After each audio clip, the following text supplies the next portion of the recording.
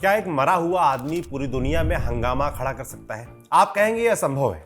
Science भूत को नहीं मानता, लेकिन जेफरी एप्स्टीन का भूत अलग है। मरने से पहले उसे गिनती के लोग जानते थे, मरने के बाद उसको पूरी दुनिया जान गई। उससे जुड़ी फाइलें भानुमति का पिटारा है, जिसमें हाथ डालने से हर कोई बचना चाहता है। जैसे ही एक फाइल खुलती है, कई सफेद पोश दागदार दिखने लगते हैं, वैसे सफेद पोश जो हमारी आपकी दुनिया को कंट्रोल करते हैं। इन फाइलों ने सबसे ज्यादा अमेरिका में तहलका मचाया है, मगर बाकी दुनिया भी अछूती नहीं है। इसके तार भारत तक भी पहुंच रहे हैं। लेकिन एप्स्टीन फाइल्स में कौन से राज हैं? अब तक किन लोगों के नाम बाहर आए हैं? एप्स्टीन फाइल्स में नाम आने का मतलब क्या है? क्या एप्स्टीन फाइल्स में भारत के लोग भी शामिल हैं? और हमको आपको इसके बारे में क्यों जानना चाहिए, इस वीडियो में सब बताएंगे। नमस्ते, मैं सौरभ त्रिपाठी हूं। न्यूज पिंच पर आज एप्स्टीन फाइल्स की पूरी कहानी। सबसे पहले जेफरी एप्स्टीन को जान लेते हैं। एप्स्टीन की पैदाइश जनवरी 1953 में न्यूयॉर्क के ब्रुकलिन में हुई थी। उसके पिता सीमोर सिटी पार्क्स डिपार्टमेंट के लिए कचरा उठाते थे और मां प्राइवेट स्कूल में काम करती थी। एप्स्टीन की पढ़ाई लिखाई सरकारी स्कूल कॉलेजों में हुई। उसको क्लास में तेज तर्रार माना जाता था, इसलिए उसके क्लासमेट उससे पढ़ने आते थे। इससे एप्स्टीन का जेब खर्च निकल जाता था। 21 की उम्र में वो मैनहट्टन के डाल्टन स्कूल में मैथ और फिजिक्स पढ़ाने लगा। इस स्कूल में शहर के सबसे अमीर और नामी लोगों के बच्चे पढ़ते थे। एप्स्टीन बच्चों के बीच काफी पॉपुलर था। उसकी ख्याति उनके घरों तक पहुंच गई। पेरेंट्स उसको प्राइवेट पार्टियों में बुलाने लगे। ऐसी एक पार्टी में एप्स्टीन को वॉल स्ट्रीट जाने का ऑफर मिला। वॉल स्ट्रीट न्यूयॉर्क सिटी में है। ये अमेरिका की फाइनेंस इंडस्ट्री का सेंटर है। एप्स्टीन को बियर स्टर्न्स नाम की एक इन्वेस्टमेंट फर्म में काम मिल गया। वो अपनी जॉब में तो बहुत अच्छा तो नहीं था, लेकिन झूठ बोलने और सब्ज बाग दिखाने में उस्ताद था। वॉल स्ट्रीट में उसकी मुलाकात अक्सर अमीर और ताकतवर लोगों से होती थी। उसका करिश्मा ऐसा था कि जो भी उससे मिलता उसको पसंद करने लगता था। वे लोग एप्स्टीन से अपनी निजी जिंदगी के राज भी साझा करते थे। धीरे धीरे एप्स्टीन को उनकी कमजोरी समझ आने लगी। उसने उनका इस्तेमाल अपने फायदे के लिए करना शुरू किया। एप्स्टीन ने शुरुआत में छोटे मोटे फ्रॉड किए। जब शिकायत ऊपर तक पहुंची तो बड़े अधिकारियों ने कोई संज्ञान नहीं लिया। इसका एक कारण यह भी था कि उनमें से कई लोग अय्याशी के लिए एप्स्टीन पर निर्भर थे। वो उनके काफी राज जानता था। इसने एप्स्टीन को और बड़ा फ्रॉड करने की हिम्मत दी। उसको समझ आया कि अगर अमीर बनना है तो इसी रास्ते पर चलना होगा। बियर स्टर्न्स में एप्स्टीन ने 1981 तक नौकरी की। फिर गबन के एक मामले में उस पर जुर्माना लगा और उसको 2 महीने के लिए सस्पेंड कर दिया गया। तब एप्स्टीन ने कंपनी से इस्तीफा दे दिया, लेकिन तब तक इतने कनेक्शन बन चुके थे कि उसको कोई अफसोस नहीं था। 1982 में एप्स्टीन ने अपनी कंपनी बनाई। वो अमीरतम लोगों के पैसे मैनेज करने लगा। उसके बारे में मशहूर था कि वो $1 बिलियन से कम वाले क्लाइंट से बात तक नहीं करता। फिर तेजी से एप्स्टीन के पास पैसा आ रहा था। उसकी प्रेमिकाओं की संख्या भी बढ़ रही थी। एक समय में उसके कई प्रेम प्रसंग चलते थे। उसकी नज़र हमेशा अमीर और सोशल स्टेटस वाली महिलाओं पर होती थी। उनके जरिए उसको बड़े क्लाइंट्स मिलते थे। उनको बोतल में उतारना उसको बखूबी आता था। एप्स्टीन की सबसे चर्चित गर्लफ्रेंड गिलेन मैक्सवेल थी। उसके पिता रॉबर्ट मैक्सवेल ब्रिटेन में सांसद रह चुके थे और कई अखबारों और पब्लिशिंग बिजनेस को चलाते थे। जब रॉबर्ट को पता चला कि उनकी बेटी किसी जेफरी एप्स्टीन को डेट कर रही है, उन्होंने उसके बारे में पता लगाने के लिए कुछ लोगों को फोन मिलाया। जहां कहीं उनका फोन गया, उसने एप्स्टीन की तारीफ ही की। इसके कुछ महीने बाद शिप से गिरकर रॉबर्ट की मौत हो गई। बाद में पता चला कि उसने अपनी कंपनी के पेंशन फंड में फ्रॉड किया था। इस घटना ने मैक्सवेल फैमिली की इमेज बहुत तहस नहस कर दी। उन्हें ब्रिटेन में लुटेरे और धोखेबाज की तरह देखा जाने लगा। उनका बिजनेस एम्पायर ढहने की कगार पर पहुंच गया। ऐसे वक्त पर एप्स्टीन ने गिलेन को सहारा और काम दिया। गिलेन उसी के साथ रहने लगी। गिलेन को अपने पिता से राजनीति, मीडिया और एंटरटेनमेंट की दुनिया के कॉन्टैक्ट्स मिले थे। उसने एप्स्टीन को और भी प्रभावशाली लोगों से मिलवाया। अब तक की कहानी में आपको एक रेगुलर पैटर्न दिखा होगा। एप्स्टीन कनेक्शन बनाने में यकीन रखता था। वो हर कनेक्शन का इस्तेमाल अपने नेटवर्क को मजबूत बनाने के लिए करता था। एप्स्टीन गजब का सेल्समैन भी था। वो अमीर लोगों की रग रग से वाकिफ था। उनके सामने वो पहले अपने आप को बेचता। एप्स्टीन खुद को मशहूर लोगों का फाइनेंस मैनेजर बताता। इससे लोग उस पर भरोसा करने लगते थे। फिर वो उनमें डर बिठाता था। जिनके पास जितना पैसा था वो उतने ज्यादा इनसिक्योर रहते थे। एप्स्टीन ये साबित करता कि उनके करीबी लोग उन्हें लूट रहे हैं। अगर कोई इस लूट से बचा सकता है तो वो मैं ही हूं। इस मॉडस ऑपरेंडी से उसने कई अरबपति लोगों को अपने जाल में फंसाया। इनमें फैशन और ब्यूटी ब्रांड विक्टोरियन सीक्रेट के सीईओ लेस्ली वैक्सनर और अरबपति इन्वेस्टर लियोन ब्लैक जैसे लोग भी थे। वे एप्स्टीन पर आंख मूंद कर भरोसा करते थे। बदले में एप्स्टीन को लाखों डॉलर की फीस और कमीशन मिलता था, लेकिन वो इतने से संतुष्ट नहीं था। उसने बैकडोर से घपला करना जारी रखा। जब तक गबन का पता चलता तब तक उसका बैंक बैलेंस बढ़ चुका होता था। इस तरह उसने बेहिसाब संपत्ति जमा की। उसके पास न्यूयॉर्क और पेरिस में कई बंगले थे। यूएस वर्जिन आइलैंड्स में एक प्राइवेट द्वीप था। उसके पास दो प्राइवेट जहाज थे और लग्जरी कारों की पूरी फ्लीट थी। 1990 के दशक में एप्स्टीन की पहुंच व्हाइट हाउस तक हो चुकी थी। तब तक बिल क्लिंटन अमेरिका के राष्ट्रपति बन चुके थे। उसने व्हाइट हाउस के मरम्मत के लिए भी कुछ रकम दी थी। इसकी बदौलत क्लिंटन से उसकी जान पहचान हुई। आगे चलकर ये गहरी दोस्ती में बदल गई। अमेरिका का सबसे ताकतवर आदमी जेफरी एप्स्टीन का दोस्त था। यह उसका रुतबा बताने के लिए काफी है। अब उसको आगे बढ़ने से कोई भी नहीं रोक सकता था। एप्स्टीन सब जगह था। अमीर बिजनेसमैन हो, सेलिब्रिटी हो या शक्तिशाली नेता, हर जगह एप्स्टीन कॉमन होता था। उसने अच्छी खासी संपत्ति इकट्ठा कर ली थी। वो बड़े बड़े इंस्टीट्यूट्स में डोनेशन दे रहा था। उसका नाम council of foreign relation CFR के बोर्ड में था। वो न्यूयॉर्क एकेडमी ऑफ साइंस का मेंबर था और वो इंस्टीट्यूट ऑफ इंटरनेशनल एजुकेशन से भी जुड़ा था। उसके दोस्त हु एंड हु थे, फिर भी बाहरी दुनिया के लिए वो अब भी गुमनाम बना हुआ था। इस गुमनामी से पहली बार पर्दा 2002 में उठा, जब न्यूयॉर्क मैगजीन ने एप्स्टीन पर एक डिटेल्ड प्रोफाइल पब्लिश की। इसका टाइटल था Jeffrey Epstein, international money man of mystery. Article का पहला पैराग्राफ कुछ ऐसा था: उसके पास अंधाधुंध पैसा है, कई प्लेन्स हैं और महिलाओं को आकर्षित करने वाली नजर। उसका दिमाग नोबेल विजेता वैज्ञानिकों और दुनिया भर के वित्तीय बाजारों को चुनौती देता है। जब से ये खबर आई है कि राष्ट्रपति Bill Clinton, Hollywood actor Kevin Spacey और क्रिस टकर ने उसके बोइंग विमान से अफ्रीका का सफर किया था, तब से हर कोई यही जानना चाहता है कि जेफरी एप्स्टीन आखिर है कौन। इस प्रोफाइल में एप्स्टीन की तारीफ पर तारीफ की गई थी। कुछ पॉइंट्स पर गौर करिए। एप्स्टीन को प्राइवेसी पसंद है। वो दिखने में किसी हॉलीवुड एक्टर जैसा है। वो $15 बिलियन से ज्यादा का फंड मैनेज करता है, लेकिन उसके क्लाइंट्स कौन है इसके बारे में कोई नहीं जानता। डोनाल्ड ट्रंप से लेकर बिल क्लिंटन और प्रोफेसरों से लेकर नोबेल विजेता वैज्ञानिकों तक उसको सब पसंद करते हैं। एप्स्टीन को मशहूर लोगों से दोस्ती करने का शौक है। वो उन्हें ट्रॉफी की तरह देखता है। एप्स्टीन कभी इंटरव्यू नहीं देता और ना उसकी तस्वीर किसी अखबार या मैगजीन में छपती है। इसी प्रोफाइल में डोनाल्ड ट्रंप का एक बयान भी मिलता है। वो कहते हैं, मैं जेफरी को 15 सालों से जानता हूँ। वो कमाल का आदमी है। उसके साथ हमेशा मजा आता है। मेरी ही तरह उसको भी खूबसूरत महिलाएं पसंद हैं, खासकर कम उम्र की खूबसूरत महिलाएं। 2002 में ट्रंप ने कहा था कि वो 15 सालों से एप्स्टीन को जानते हैं, यानी उनकी दोस्ती 1987 में शुरू हो चुकी थी। इस बीच क्लिंटन भी उसके संपर्क में आए थे। मतलब ये कि एप्स्टीन एक समय पर ट्रंप और क्लिंटन दोनों का कॉमन फ्रेंड था। ये फैक्ट याद रखिएगा, आगे इसका जिक्र मिलेगा। बहरहाल, न्यूयॉर्क मैगजीन की प्रोफाइल में कहीं भी एप्स्टीन के फाइनेंशियल फ्रॉड या यौन अपराधों का पता नहीं चलता। फिर 2003 में चर्चित मैगजीन वैनिटी फेयर में उसकी एक और प्रोफाइल छपी। इसका टाइटल था द टैलेंटेड मिस्टर एप्स्टीन। इसमें पहली बार एप्स्टीन के फाइनेंशियल फ्रॉड्स का कच्चा चिट्ठा खोला गया था, लेकिन हर फ्रॉड में एक कॉमन चीज थी। उसके दोस्त और पार्टनर तो फंस जाते थे, लेकिन एप्स्टीन आसानी से बच निकलता था। 2003 तक एप्स्टीन की सीक्रेट जिंदगी का दूसरा पहलू सामने आने लगा था, लेकिन अभी तक उसके दूसरे अपराध छिपे हुए थे। फिर 2005 का साल आया। फ्लोरिडा में एक महिला ने यौन शोषण की शिकायत दर्ज करवाई। उसका आरोप था कि पाम बीच के एक बंगले में उसकी 14 साल की बेटी से पैसे देकर मसाज करवाया गया है और उसके साथ गलत हरकतें भी हुई हैं। पुलिस ने जांच की तो उनका माथा ठनक गया। उन्हें पता चला कि यह बंगला जेफरी एप्स्टीन का है। पुलिस की तलाशी में आपत्तिजनक पेंटिंग, CD और तस्वीरों का जखीरा मिला। फिर FBI भी जांच में शामिल हुई। पीड़ितों के लिए स्पेशल लाइन शुरू की गई। इसके बाद 30 से अधिक महिलाओं ने आरोप दर्ज कराया। उनके आरोपों में एक पैटर्न का पता चला। सभी पीड़िताएं यौन शोषण के समय नाबालिग थीं, कॉलेज जाने वाली लड़कियां। ये मध्यम वर्गीय परिवार से ताल्लुक रखती थीं। उन्हें एप्स्टीन के बारे में अपने कॉलेज में पता चलता था, किसी दोस्त के जरिए। क्या पता चलता था?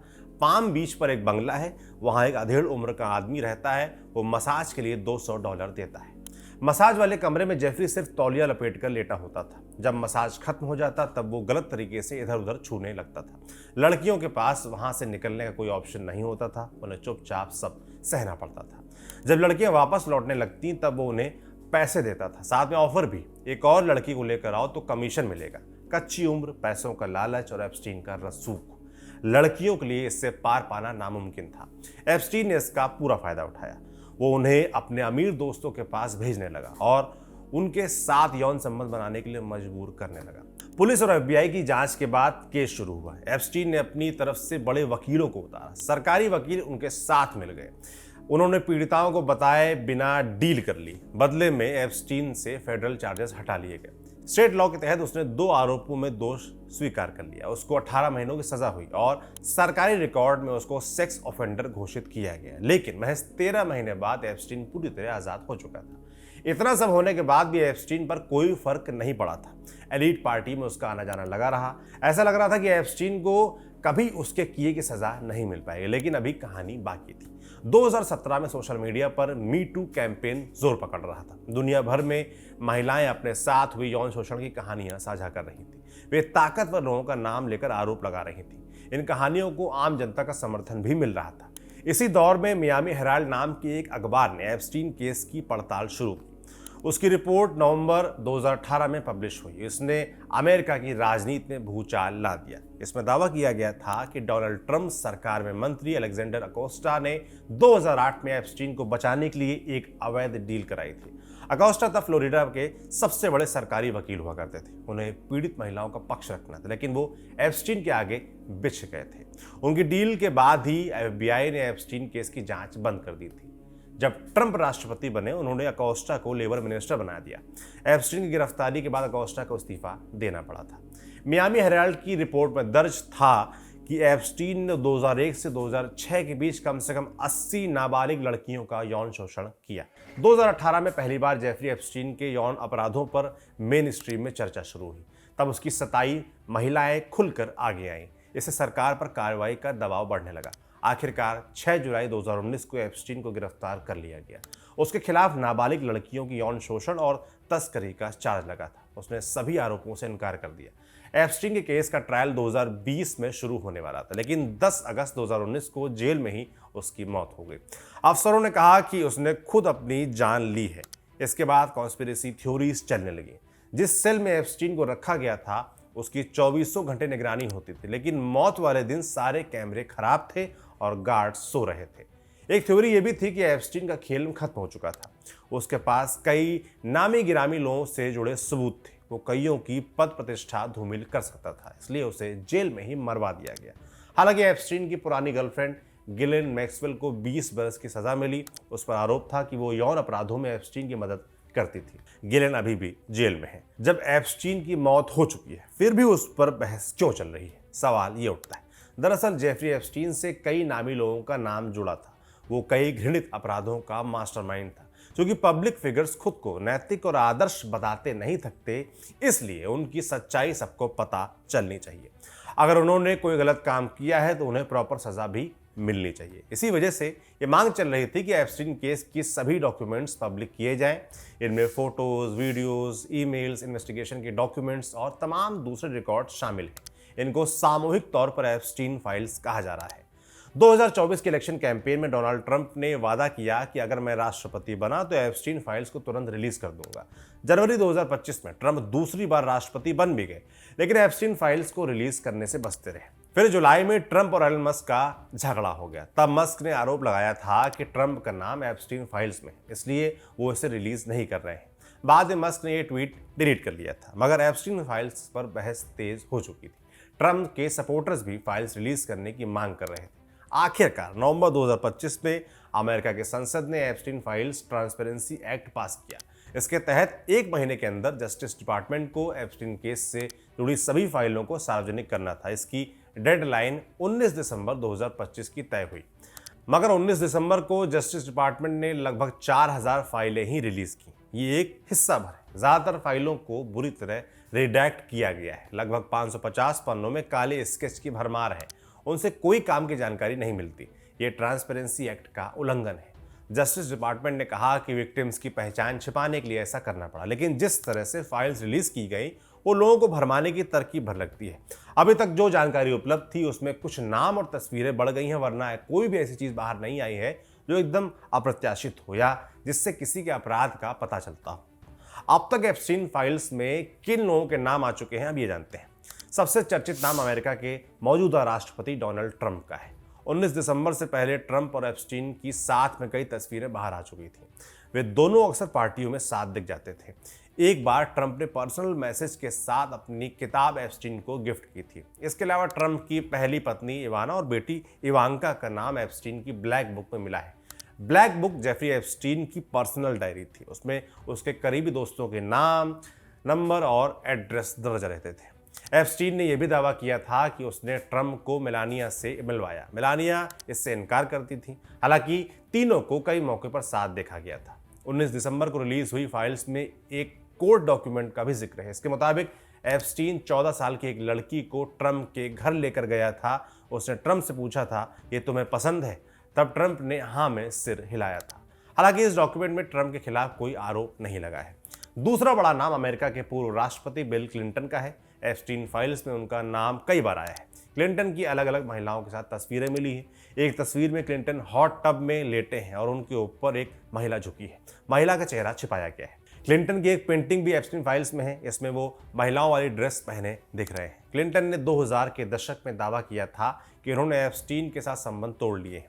हालिया रिलीज के बाद उनके प्रवक्ता ने कहा कि उन्हें बलि का बकरा बनाया जा रहा है। लेकिन 2011 में क्लिंटन ने वैनिटी फेयर मैगजीन को धमकी दी थी। उन्होंने एप्स्टीन के खिलाफ रिपोर्ट छापने से मना किया था। और तो और एप्स्टीन ने एक दफे निजी बातचीत में कहा था कि क्लिंटन को कम उम्र की लड़कियां पसंद हैं। तीसरा नाम माइक्रोसॉफ्ट के को फाउंडर बिल गेट्स का है। बिल गेट्स की कम से कम 2 महिलाओं के साथ तस्वीर सामने आई है। गेट्स ने बयान दिया कि उन्होंने डोनेशन के सिलसिले में एप्स्टीन के साथ डिनर किया था, लेकिन प्रोजेक्ट आगे नहीं बढ़ा, इसलिए उन्होंने रिश्ता तोड़ लिया। हालांकि 2023 में छपी वॉल स्ट्रीट जर्नल की रिपोर्ट कुछ और ही कहती है। उनका रिश्ता डोनेशन प्रोजेक्ट से कहीं ज्यादा का था। रिपोर्ट के मुताबिक एप्स्टीन को गेट्स के एक सीक्रेट अफेयर की डिटेल पता थी। उसने इस जानकारी का इस्तेमाल गेट्स को धमकाने में किया था। चौथा बड़ा नाम प्रिंस एंड्रयू का है। एंड्रयू ब्रिटेन के राजा चार्ल्स के छोटे भाई हैं। एप्स्टीन फाइल में उनका नाम भी कई बार आया है। 2019 में वर्जीनिया जॉफ्री नाम की महिला ने उन पर यौन शोषण का आरोप लगाया था। वर्जीनिया का दावा था कि एप्स्टीन ने उसको एंड्रयू के पास जाने के लिए मजबूर किया था। एंड्रयू ने पहले तो वर्जीनिया को पहचानने से मना किया, मगर बाद में उन्होंने कोर्ट के बाहर सेटलमेंट कर लिया। इस कांड के चलते अक्टूबर 2025 में उनका प्रिंस का टाइटल छीन लिया गया और उन्हें शाही महल से निकलने का आदेश भी मिला। उससे पहले ही मार्च 2025 में वर्जीनिया जॉफ्री की कार को एक बस ड्राइवर ने उड़ा दिया था। इसमें वर्जीनिया गंभीर रूप से घायल हो गई और इसके महीने भर बाद घर में उसकी लाश मिली। पुलिस ने उसको आत्महत्या करार दिया था। वर्जीनिया उन महिलाओं में से थी जिसने एप्स्टीन के खिलाफ मुखर होकर कैंपेन चलाया था। पांचवा नाम ब्रिटिश राजनेता पीटर मेंडलसन का है। पीटर को फरवरी 2025 में अमेरिका में ब्रिटेन का राजदूत बनाया गया था, मगर एप्स्टीन फाइल्स में नाम आने के बाद उनको इस्तीफा देना पड़ा। छठा चर्चित नाम मशहूर दार्शनिक और अध्यापक नोम चॉम्स्की का है। 2015 और 2016 में नोम चॉम्स्की और एप्स्टीन कई बार मिले थे। इन दिनों चॉम्स्की MIT में पढ़ा रहे थे। 2017 तक उनके बीच ईमेल के जरिए बातचीत हो रही थी। सातवां नाम स्टीव बैनन का है। बैनन पहले टर्म में ट्रंप का राइट हैंड था। उसने ट्रंप के इलेक्शन कैंपेन को लीड किया था। बाद में दोनों की दोस्ती टूट गई। बैनन को गबन और धोखाधड़ी के मामले में जेल भी जाना पड़ा था। एप्स्टीन फाइल्स में बैनन की कई तस्वीरें मिली हैं। वो ईमेल के जरिए एप्स्टीन के संपर्क में रहता था। बैनन उससे पॉलिटिकल मसलों पर सलाह भी लेता था। आठवां नाम इजराइल के पूर्व प्रधानमंत्री एहद बराक का है। बराक 1999 से 2001 तक इजराइल के प्रधानमंत्री थे। 2007 से 2013 तक उन्होंने डिफेंस मिनिस्ट्री संभाली थी।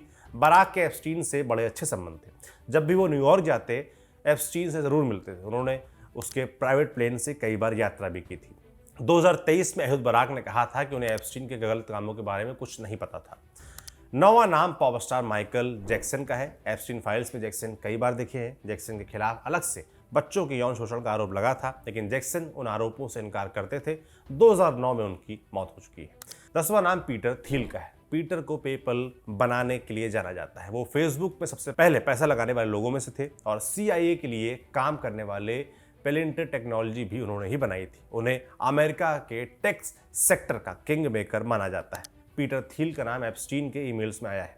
उनके अलावा कुछ और चर्चित लोग हैं, जैसे टेस्ला और एक्स के मालिक एलॉन मस्क, न्यूयॉर्क के पूर्व गवर्नर एंड्रयू कुओमो, ब्रिटेन के पूर्व प्रधानमंत्री टोनी ब्लेयर, गूगल के को-फाउंडर सर्गेई बिन, CIA के पूर्व डायरेक्टर विलियम बर्न्स, क्यूबा के पूर्व राष्ट्रपति फिदेल कास्त्रो, भारतीय मूल के लेखक Deepak Chopra, film director Woody Allen, जादूगर David Copperfield, comedian Bill Cosby, Forbes magazine के चीफ एडिटर और chairman Steve Forbes, Getty Images के को फाउंडर मार्क गेटी, अभिनेत्री एलिजाबेथ हार्ले, टाइम मैगजीन के पूर्व संपादक वॉल्टर इजाक्सन, संगीतकार माइक जैगर, अमेरिका के स्वास्थ्य मंत्री रॉबर्ट कैनेडी जूनियर, अमेरिका के पूर्व विदेश मंत्री जॉन कैरी, अमेरिका के पूर्व विदेश मंत्री हेनरी किसिंजर, जॉर्ज सोरोस के भतीजे पीटर सोरोस, दिग्गज टीवी पत्रकार माइक वॉलिस आदि इत्यादि।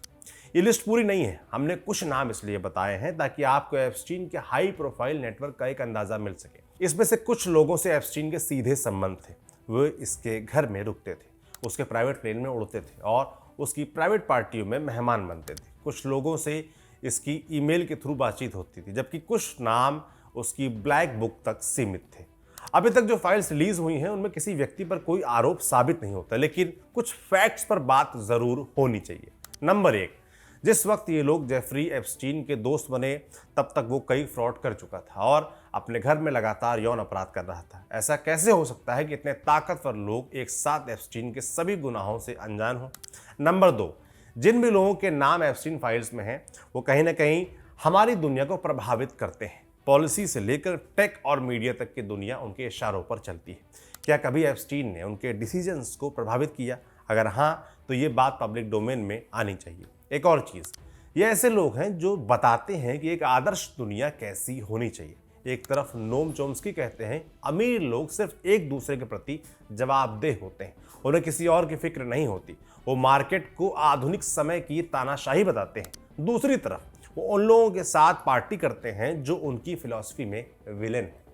बिल गेट्स और पीटर थिल जैसे लोग आर्टिफिशियल इंटेलिजेंस को कंट्रोल कर रहे हैं। बिल क्लिंटन, एहुल बराक और टोनी ब्लेयर जैसे लोग किसी देश की कमान संभाल चुके हैं। ट्रंप अभी अमेरिका को चला रहे हैं। पत्रकार, वैज्ञानिक, फिल्म डायरेक्टर, लेखक, बिजनेसमैन, हर फील्ड के लोग एप्स्टीन फाइल्स में हैं। वे या तो खुद पीडोफाइल यानी बच्चों के यौन शोषण में शामिल थे या उन्होंने एक घोषित पीडोफाइल को लगातार शह दी। किसी ने भी फाइल खुलने से पहले जेफरी एप्स्टीन का विरोध नहीं किया और ना उसके गुनाहों के खिलाफ आवाज उठाई। ऐसे लोग किसी के आदर्श नहीं हो सकते। उनकी किसी भी बात को हमेशा शक की नज़र से देखना होगा। पॉइंट नंबर 3, एप्स्टीन केस में न्याय अभी भी अधूरा है। पीड़िताओं की जिंदगी तहस नहस हो चुकी है, मगर दोषियों को कोई फर्क नहीं पड़ा है। ऐसा इसलिए क्योंकि जिम्मेदार संस्थाओं ने अपना काम ठीक से नहीं किया। फाइल्स की रिलीज में भी ज़्यादा ध्यान सच छिपाने पर रहा है। ऐसी संस्थाओं पर कोई क्यों ही भरोसा करेगा? ये वही अमेरिका है जो दूसरे देशों को मॉरलिटी और ह्यूमन राइट्स पर खूब ज्ञान देता है। क्या एप्स्टीन फाइल्स में भारतीय नेताओं के भी नाम है? एक ये भी सवाल है। अभी तक किसी भारतीय राजनेता के नाम की पुष्टि नहीं हुई है और ना ही उनकी कोई ऐसी तस्वीर ही सामने आई है। सोशल मीडिया पर कुछ पोस्ट पर ऐसा दावा किया जा रहा है, लेकिन उनकी सत्यता पर संदेह है। सही जानकारी के लिए ऑफिशियल डॉक्यूमेंट्स और ऑथेंटिक न्यूज सोर्सेस पे ही भरोसा करें। ध्यान रहे, नाम आने का मतलब ये नहीं है कि अमुक व्यक्ति किसी अपराध में शामिल है।